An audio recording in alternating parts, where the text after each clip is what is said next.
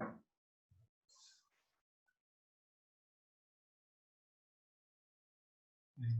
malam teman-teman. Malam ini kita akan mencoba membahas mapping menurut metode Sakata. Rekaman ini saya buat atas permintaan teman-teman yang kemarin belum hadir ataupun yang ingin mempelajari bagaimana cara melakukan mapping dengan metode Sakata.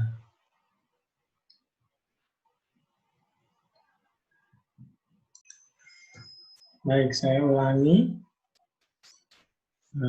Selamat datang. Terima kasih sudah bergabung dengan Infinity dalam acara mapping bersama dengan Infinity.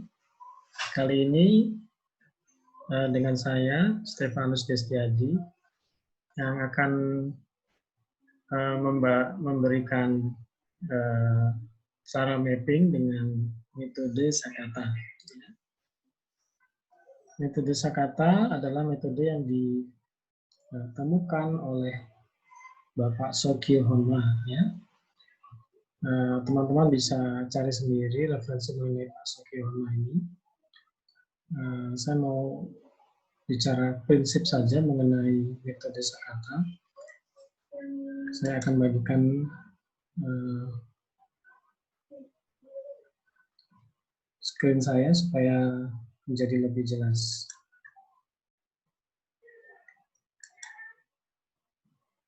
Baik. Jadi prinsip metode Sakata dapat diringkas menjadi dua prinsip saja. Ya, pertama, harga bergerak dalam 3 gelombang menuju resistance atau support. Yang kedua, resistance tertinggi tidak dapat ditembus 3 kali. Sebaliknya, support terendah tidak dapat ditembus 3 kali. Ya. Untuk lebih jelasnya, saya akan mencoba menjelaskan menggunakan gambar.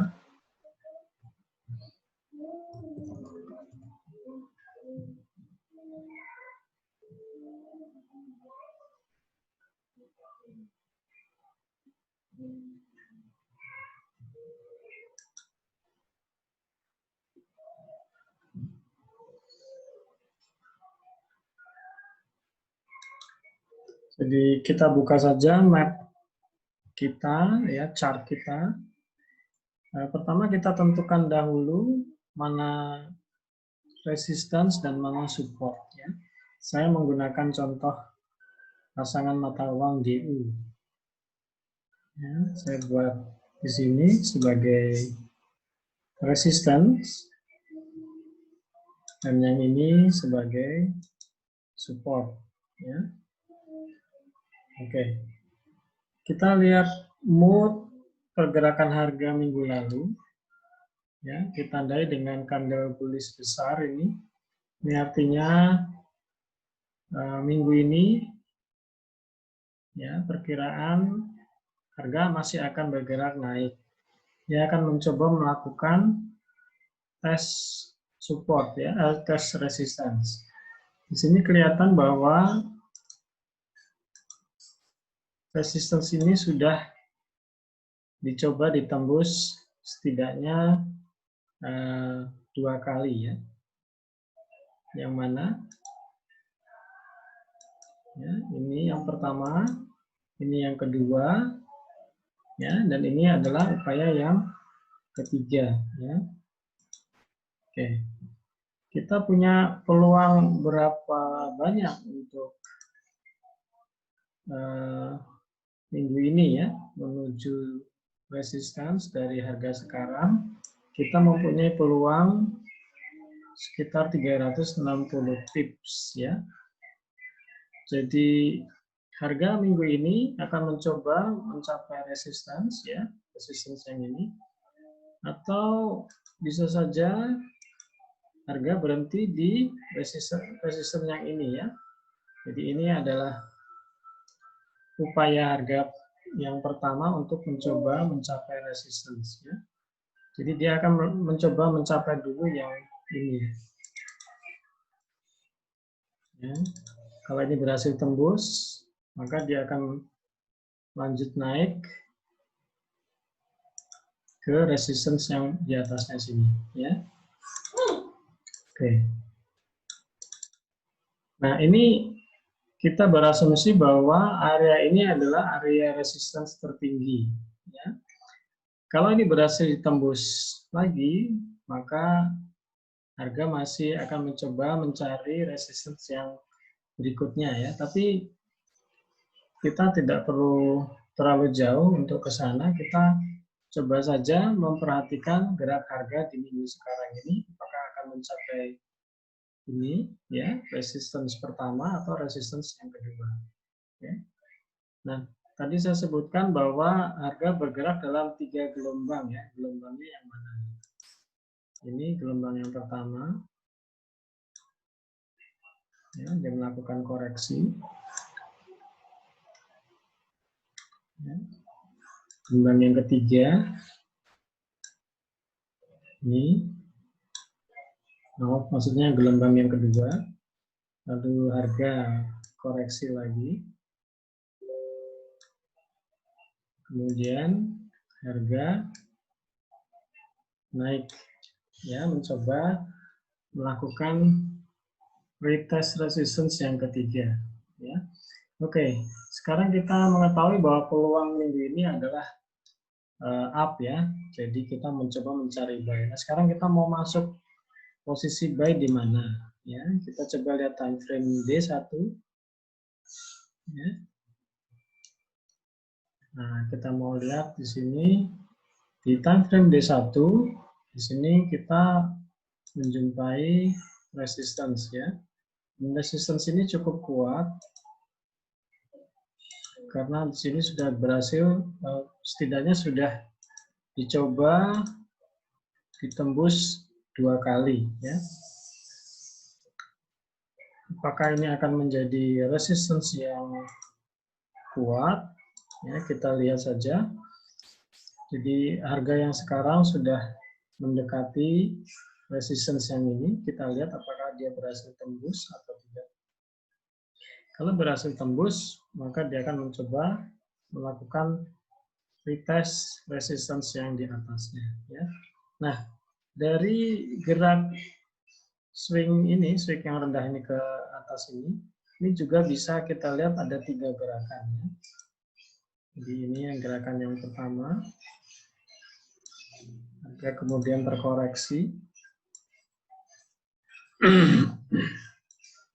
Ini gelombang harga yang kedua, kemudian melakukan koreksi. Ya, dan ini upaya yang ketiga, gelombang yang ketiga. Ya. Nah, sampai di mana nanti gelombang yang ketiga ini mencapai resistance, kita lihat saja. Ya. Nah, kalau perhatikan di sini ada pola harmonik ya, kira-kira pola harmonik. Nah, jadi apakah dia akan turun ke bawah? Ya kita lihat saja ya. Pola harmonik ini buat konfluen saja ya teman-teman. Jadi ini kebetulan karena menemukan pola ini sekarang ya sekalian saja disebutkan. Oke, kita mau masuk posisi buy di mana ya? Kalau kita masuk posisi buy sekarang sudah terlalu dekat dengan resistance, jadi kalau saya lebih suka mencoba mencari harga yang lebih murah ya, harga yang lebih baik untuk bisa buy. Nah, di manakah harga yang baik itu ya? Kita cari koreksi harga di sekitar sini, kemudian kita akan melakukan buy ya. Jadi saya akan menunggu harga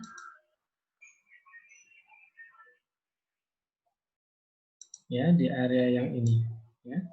Jadi di area hijau inilah saya akan menunggu untuk posisi buy khusus mata uang DU ya. Apakah bisa dimengerti penjelasan saya sampai di sini? Mudah-mudahan bisa dimengerti ya. Jadi saya ulangi, prinsipnya adalah 3 gerakan menuju resistance. Ya. 1, koreksi, 2, koreksi, 3 ya, 3 gerakan. Mencoba mencapai resistance. Resistance tertinggi tidak dapat ditembus 3 kali. Maka kita lihat gerakan harga di area resistance ini, apakah dia berhasil tembus atau tidak. Ya, baru kita akan tahu dalam 1-2 hari ke depan ini. Lanjut ke mata uang euro. Ya. Oke, kita mencoba menemukan mood minggu kemarin untuk pasangan mata uang EU ya. Dan di sini kelihatan bahwa moodnya masih up karena buyer masih berkuasa di sini ya. Jadi minggu ini yang candle ini kelihatan bahwa harga mencoba mencari ketinggian ya, mencari resistance. Oke, kita tentukan dulu mana resistance-nya ya. Ini resistance-nya. Nah, ini support-nya. Oke. Ya. Nah, dari support ini harga mencoba mencari resistance dengan 3 gelombang ya. Yang manakah yang gelombang itu? Ya. Ini gelombang pertama. Ya. Koreksinya di sini. Kemudian ini yang gelombang kedua. Ya. Sampai seberapa tinggi gelombang kedua itu? Kita lihat di sini. Sini kita menemukan satu resistance. Sebetulnya yang disebut resistance itu apa? Resistance adalah level harga di mana harga itu berbalik ya. Jadi ketika menyentuh level itu harga berbalik ke bawah. Itu namanya resistance. Sebaliknya support adalah ketika harga mencapai level harga tertentu, dia kembali ke atas, itu namanya support ya. Oke. Jadi kelihatan bahwa dari resistance dari support ini EU sedang mencoba mencapai resistance dengan 3 gerakan gelombang ya. 1 koreksi, terus kedua ya. Oke, apakah gelombang yang kedua ini lanjut terus ke resistance yang ini?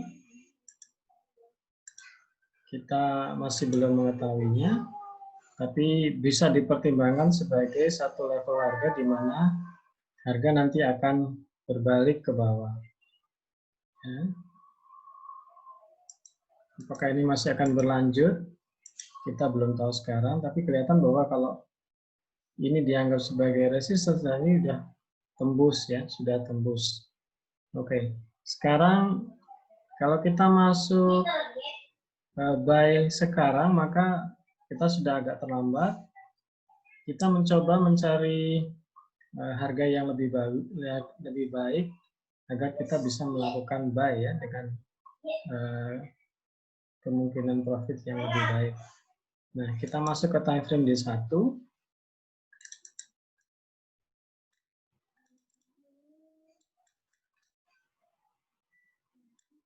Oke, harga kelihatan sudah menembus resistance ini. Maka Pak Desti mencoba mempertimbangkan untuk masuk buy di posisi ini ya. Jadi Pak Desti akan mencoba mencari harga yang bagus di area hijau ini. Ya, jadi inilah level tungguan saya untuk melakukan posisi buy. Ya. Sampai di sini penjelasannya, mudah-mudahan bisa dipahami ya teman-teman ya. Oke. Kita lanjut ke mata uang UJ ya. Oke. Kita lihat di sini chartnya masih polos. Kita coba tentukan mana yang disebut support dan resistance. Ini resistance-nya dan ini supportnya. Oke.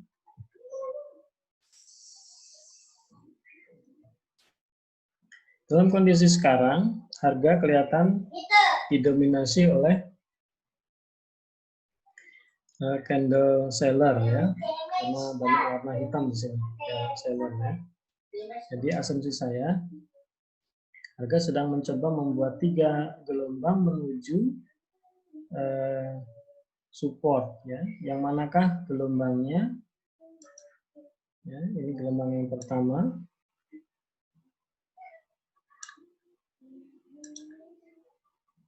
Ini koreksinya. Ini gelombang yang kedua. Ya, kira-kira nanti koreksinya ada di mana? Koreksinya boleh aja kita bikin seperti ini sebagai target. Target koreksi harga. Kemudian kira-kira kita bergerak sampai sejauh mana? Kita buat ini sebagai target harga. Oke, jadi kira-kira nanti harga akan mencapai level ini. Oke, nah sekarang kelihatan bahwa mood minggu lalu didominasi oleh candle seller masih berwarna hitam. Meskipun ekornya panjang, tapi kelihatan di minggu ini seller berusaha merebut benteng yang bawah kembali ya, benteng yang ke bawah apa yang ini ya. Jadi ini adalah support yang pertama, ini target support kita, dan ini support yang ketiga ya. Jadi di mana kira-kira Pak Desti akan masuk sell ya, dengan kondisi seperti ini. Pak Desti akan mencoba mencari harga yang lebih bagus ya. Harga yang bagus di mana ya? Ini adalah area support juga ya, di mana harga berbalik ke atas support ya. Jadi Pak Desti pilihannya adalah akan menunggu di area sini untuk sell.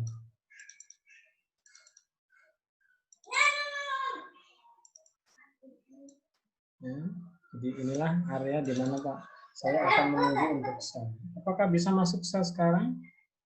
Ya, sudah agak dekat dengan support, jadi sebaiknya kita tunggu saja untuk koreksi harga. Jadi kita akan mendapatkan harga yang lebih baik ya, dengan kemungkinan profit yang lebih besar. Jadi kira-kira demikian cara saya melakukan mapping. Semoga mudah dipahami. Nanti minggu depan masih akan dengan cara seperti ini juga. Jadi semakin dijelaskan mudah-mudahan semakin jelas. Kebetulan saya punya kelas Sakarta Divergence. Bagi teman-teman yang berminat mendalami metode Sakarta ini, nanti bisa mendaftar untuk mengikuti kelas Sakarta ya, dibimbing oleh saya. Terima kasih sudah mendengarkan Pak Desti. Mudah-mudahan penjelasan malam ini bermanfaat. Terima kasih. Sampai jumpa kembali.